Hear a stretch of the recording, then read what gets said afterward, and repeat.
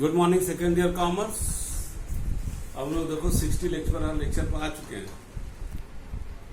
और आप लोगों ने पिछले लेक्चर में सेंट्रल बैंक के बारे में पढ़ा होगा, समझा होगा। मेरे ख्याल से ये ऐसा चैप्टर इस समय चल रहा है कि जो आपको सिर्फ ये इंटर ही नहीं, अगर आप प्रोबेशनरी ऑफिसर और सिविल सर्विस का एग्जाम देने जा रहे हो उसके लिए भी बहुत महत्वपूर्ण है ये। ठीक है, इससे बहुत सी चीजें हैं जो आपने पढ़ा होगा किताब में। उसमें जब हम लोग मिलेंगे तो आप पूछना। हम यहाँ पर चूंकि वीडियो के थ्रू जो लेक्चर जा रहा है उसमें हम सिर्फ मेन पॉइंट को ही उठा रहे हैं, उतना एलोबरेटिव नहीं। चीजें आएंगी तो क्लास में हम इसको बताएंगे। अब तो उम्मीद भी कर सकते हैं कि थोड़े दिन बाद हम लोग क्लासरूम में मिलेंगे। ठीक है, आज हमारा जो डिस्कशन चलेगा that is the function of the central bank. Central bank का काम क्या है? The foremost work is of central bank is the note issue. Central bank का किसी भी देश के सेंट्रल बैंक ही उसका नोट इशू करता है। हमारे यहाँ इंडिया में that is the reserve bank of India. अब एक क्वेश्चन आप पूछ सकते हैं, why only the central bank of any country? Because there must be uniformity. If so many banks will be engaged in the issuing the printing the note, that will be first no uniformity। हर आदमी अलग अलग colour का, अलग अलग चीजों का हो जाएगा, यूनिफॉर्मिटी नहीं रहेगा, एक रूपता नहीं रहेगी, और साथ ही साथ कंपटीशन भी होने लगेगा। और एक जो कि कमर्शियल अदर बैंक जो है प्रॉफिट मोटिव में होते हैं तो उनको ये अधिकार देना कहा जाए, it will not be in the national interest. It will be very safely to give the note issue power authority to the central bank. और still all the central bank of the country are enjoying the authority to issue the note.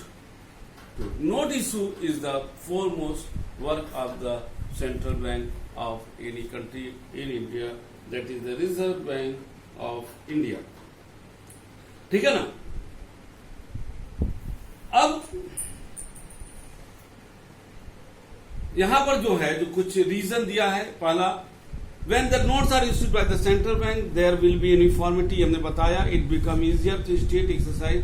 अब सरकार भी जो है अगर एक central bank note issue करता है तो सरकार भी अपने बहुत अच्छा कोऑर्डिनेशन हो जाएगा, 1-to-1 coordination between the government and the central bank. If there are so many banks are involve to issue the notes, it will be very difficult to coordinate the note issuing function, and it will be also very difficult for the central bank to have the strict control over to the commercial bank regarding the note issue. It will be so better advised to issue the notes।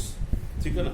इसमें नीचे आइए, जो अगर हम लोग बात करें तो जब एक होता है तो रिजर्व बैंक ऑफ इंडिया जैसे इंडिया में है, और central bank, central bank of any country is the specialised body regarding the economy. अगर हमारी भाषा में कहूं, हम तो कहते हैं कि रिजर्व बैंक, सेंट्रल बैंक किसी भी देश का वो इमरजेंसी का डॉक्टर होता है। इमरजेंसी में नहीं होता, डॉक्टर को बुलाइए, वो किस स्थिति कंट्रोल करे वो। And the central bank being the specialised body know how much in quantity the money be issued, या either issued or to supplied, और उसको कितनी क्वांटिटी है उसको जानने के बाद वो मनी सप्लाई को एडजस्ट भी करता है। ठीक है ना? अगर कई बैंक हो जाएंगे तब तो ये चीज गड़बड़ हो जाएगा। तो ये इट इज टोटली मोनोपोली और to the central bank to have the strict control over the note issue and strict control over to the money supply according to the need of the economy. Reserve central bank strictly adjust and having the balance over to the note issue power. And the second point is the banker agent and advisor to the government. Central bank being the apex financial economic body of the country, it is the best advisor to the government। on economic and financial matter. Also, he give direct to all the commercial bank in the best economic manner. ठीक है ना?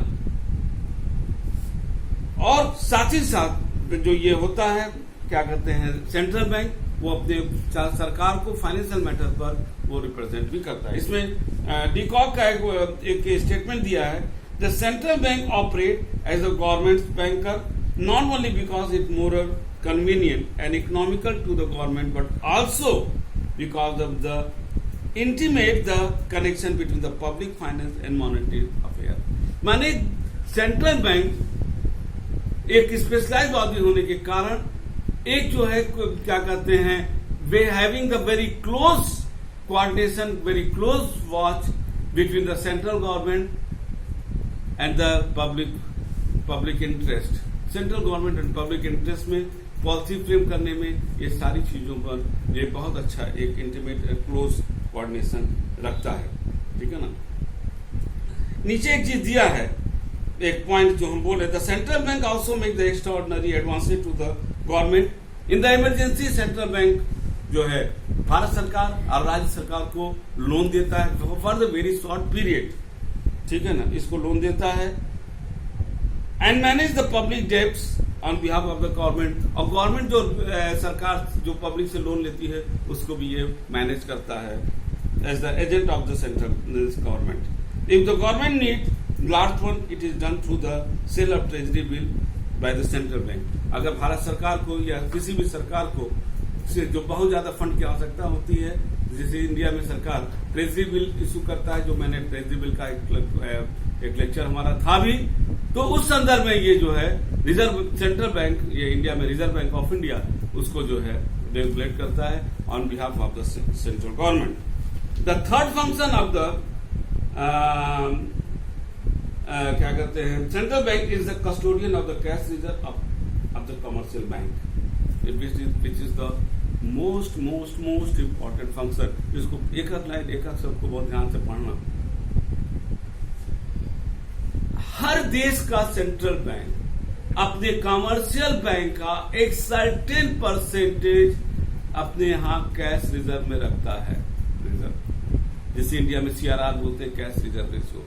एक certain percentage of the commercial banks reserve are kept by the central bank. होता है Y.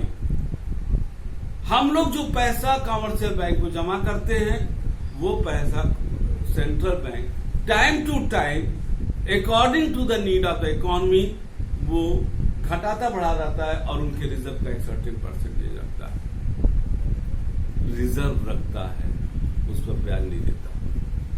और इसीलिए हर देश के सेंट्रल नॉर्मली सेंट्रल बैंक को रिजर्व बैंक बोलते हैं. हमारे यहां भी रिजर्व बैंक ऑफ इंडिया का जो नाम पड़ा है रिजर्व बैंक ऑफ इंडिया, वो इसीलिए पड़ा है because the reserve bank of India kept the cash reserve of the commercial bank with its treasury, अपने पास रखता है. और उससे अब आप कहोगे कि ये क्यों रखता है, उसका मूल उद्देश्य होता है just to regulate and control the money supply in India according to the need. उसी पैसे से रिजर्व बैंक ऑफ इंडिया भारत सरकार को, स्टेट गवर्नमेंट को लोन देता है और उसी पैसे से कमर्शियल बैंक को भी लोन देता है और उसी पैसे को वो मार्केट में मनी सप्लाई के द्वारा जो तमाम चीज उसके पास है, जब हम लोग क्रेडिट कंट्रोल पढ़ेंगे उसके द्वारा वो एडजस्ट करता है. ठीक है ना? इसीलिए इसका नाम मैंने अभी बताया कि इसका नाम, बैंकों का नाम रिजर्व बैंक पड़ता है. एक जो है अक्सर एक क्वेश्चन पूछा जाता है और हम अक्सर ये जब पेपर बनाते हैं, हो सकता है प्री बोर्ड पढ़े तो हम दे भी, why it is said the central bank is the centralisation of the cash reserve. Question को याद रखना, centralisation of the cash reserve, उसका मतलब होता है ऑल द कमर्शियल बैंक, सारे कमर्शियल बैंक है, चाहे नेशनलाइज हो चाहे प्राइवेट सेक्टर के हैं, वो अपना एक सर्टेन परसेंटेज जो भी सेंट्रल बैंक का डायरेक्शन होता है वो सेंट्रल बैंक के पास कैश रिजर्व के रूप में रखते हैं. ठीक है ना? वो यानी कि जो डाइवर्सिफाइड कैश था बैंकों के पास, वो सेंट्रलाइज होकर के चला गया किसके पास? सेंट्रल गवर्नमेंट के पास। एंड सेंट्रल गवर्नमेंट वो जो उसके पास कैश रिजर्व आया है उससे पूरी इकोनॉमी को आपका रेगुलेट करता है, ठीक है ना। ये आपका जो है that's why it is said, इसको डिटेल पढ़िएगा। और ये किसी भी सेंट्रल बैंक का एक बहुत बड़ा फाइनेंशियल स्ट्रेंथ माना जाता है। कभी कभी लोग कहते हैं, अर्थशास्त्रियों के बीच में बहस भी हुआ कि सेंट्रल बैंक तो साहब इस पर गुंडागर्दी करता है, क्योंकि कमर्शियल बैंक जिस पैसे को ब्याज पर डिपॉजिटर को ब्याज देता है, उस पैसे को जो है सेंट्रल बैंक, कमर्शियल बैंक उस पैसे को जिस पर वो ब्याज देता है, उस पैसे को अपने पास रखवा लेता है रिजर्व, और उस पर ब्याज भी नहीं देता है। देखने में ये लग सकता है कि हाँ central bank is doing the dictatorship, but it is not the dictatorship. somehow it is better to say that through this the central bank coordinate and control the whole affair of the monetary system of the country, because if there any system, any institution like the central government and state government are in hectic need of the money, to that the central bank at that point provide the advances, give the advances to the central and state government from this money।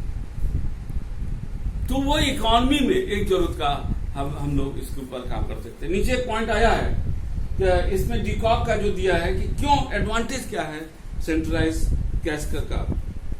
पहला, इस strengthen the banking system को मजबूत करता है and inspire confidence of the public in the commercial banking system, क्योंकि जब सारे commercial bank अपना एक सर्टेन परसेंटेज सेंट्रल बैंक के पास रखते हैं तो लोगों को पड़ता है कि हाँ ये कमर्शियल बैंक कहीं न कहीं हमारे मॉनेटरी अथॉरिटी से कंट्रोल हो रहा है, तभी तो दे रहा है। Second, it develop the basis of more elastic credit structure. More elastic in the credit structure, हमने बोला कि through the monetary policy the central bank not only regulate the money supply but also manage the credit according to the need of the economy. किस sector को कितना देना कितना नहीं देना, जो हम लोग क्रेडिट कंट्रोल में थोड़ी देर में हम लोग कुछ नेक्स्ट क्लास में पढ़ेंगे उसको, यानी टोटल द क्रेडिट स्ट्रक्चर, माने central bank is the total apex monetary structure and through the being the monetary authority of that country the central bank also doing the work of the credit structure, and through the this reserve the central bank adjusts the credit structure of the economy according to the at that time prevailing. The third point is additional funds are made available to meet the emergency or temporary financial difficulty. चौथा है it help with the economic growth, ये सब बता चुके हैं। और पांचवा है कि influences and control the credit policy of the commercial bank। इसी में नीचे एक पैराग्राफ दिया है, it is because of the function that most of the central bank are called reserve bank. This is function further lead to the call central bank as the bankers bank. The central bank as the bankers bank exercise a strict control over the banking system of a country and act as the guardian of the monetary money market. The fourth point is custodian of the nation foreign currency. ठीक है, इसमें ध्यान देना कि जितने भी देश का जो फॉरेन एक्सचेंज होता है, जो एक्सपोर्ट इंपोर्ट के द्वारा और अदर के द्वारा जो बैलेंस ऑफ पेमेंट, उस फॉरेन एक्सचेंज सेंट्रल बैंक के पास होता है। जितना अच्छा सेंट्रल बैंक के पास फॉरेन एक्सचेंज होगा उतना ही देश। One of the economic determinant regarding the development of the economy is the foreign exchange fund with the central bank. If the central bank is having the more foreign exchange fund with him, the country is well good, क्योंकि वो बहुत दिनों तक उस पैसे से country को manage कर सकता on the basis of the export और import. That's why it is said the custodian.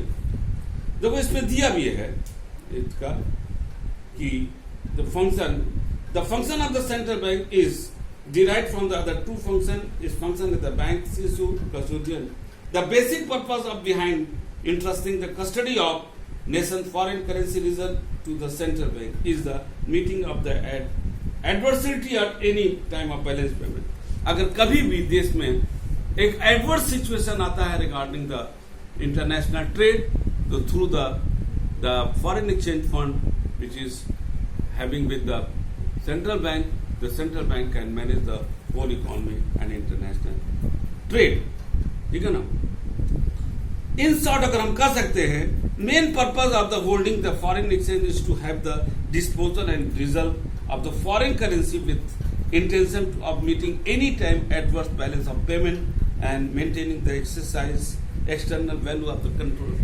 It is also very important to say the external value of the country, जिसको हम लोग exchange rate बोलते हैं, is managed by the central bank. Through this foreign exchange fund keeping by the central bank manage the foreign exchange और उसको manage करता है ताकि देश की मुद्रा का मूल्य with the in comparison to the other country बहुत ज्यादा डिक्रीज ना कर पाए. ठीक है ना. एक और पॉइंट हम बोल देते हैं उसके बाद, lender of the last resort. Lender का मतलब होता है पैसा देना उधार. लास्ट रिसोर्ट का मतलब अंतिम, यानी किसी भी देश का सेंट्रल बैंक अंतिम उपाय होता है जहां से आपको पैसा मिल सकता है.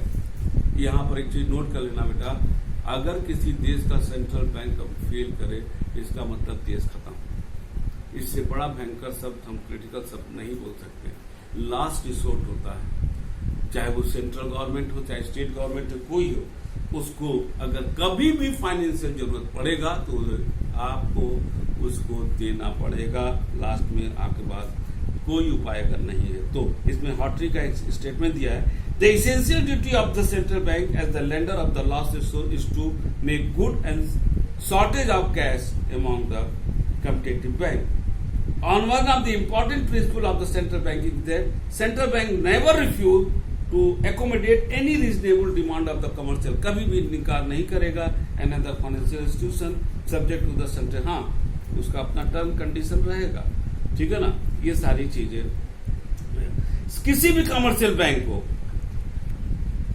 आपका ये लिखा है इसमें, at a certain time of the year there is a greater demand of the money which develop into a run on bank. जब हम लोग, हमारे पास इकोनॉमी में बूम है, हम लोग बैंकों के पास जा रहे हैं, हम लोग बैंकों के पास दौड़ रहे हैं.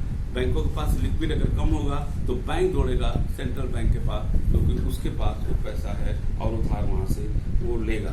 साथ ही साथ अगर हम बिल को डिस्काउंट कराते हैं, जो भी हमारे पास सिक्योरिटी है, बिल ऑफ एक्सचेंज है, हम उसको अगर बैंकों से डिस्काउंट कराते हैं अपने लिक्विड पोजीशन को, अपने वर्किंग कैपिटल को मजबूत करने के लिए, उस समय अगर बैंकों की लिक्विड पोजीशन गड़बड़ होती है, बैंक को आल्सो रीडिस्काउंट बैंक रेट के अंतर्गत वो सेंट्रल बैंक से डिस्काउंट करा करके अपने लिक्विड पोजीशन को, कैश पोजीशन को मजबूत कर सकता है.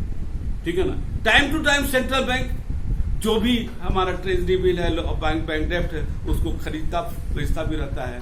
जैसा भी अगर देश को, भारत सरकार को पैसे की जरूरत है तो वो वहां से रिजर्व बैंक ऑफ इंडिया, जैसे इंडिया में एज ए सेंट्रल बैंक, वो ट्रेजरी बिल और बॉन्ड को बेचेगा और पैसा आएगा. और इस तरह से ये सारी चीजें व्यवस्था यहाँ पर चलती रहती है. ठीक है ना. इसमें जो दिया rediscount, according to de Kock, the real significance of the rediscount lies in the fact that it increases the elasticity and liquidity entire credit structure. वो हमारे देश में जो भी पैसे का जरूरत है उसको घटाता बढ़ाता रहता है थ्रू द आपका being the lender of the last resort. I think आपको इतना समझ. अभी फंक्शन का कुछ पॉइंट बाकी हैं, अगले क्लास में हम उस फंक्शन को लेंगे. ठीक है ना. क्लियरिंग हाउस से, और इतना इसको पढ़िएगा. और तब तक के लिए good day and good bye.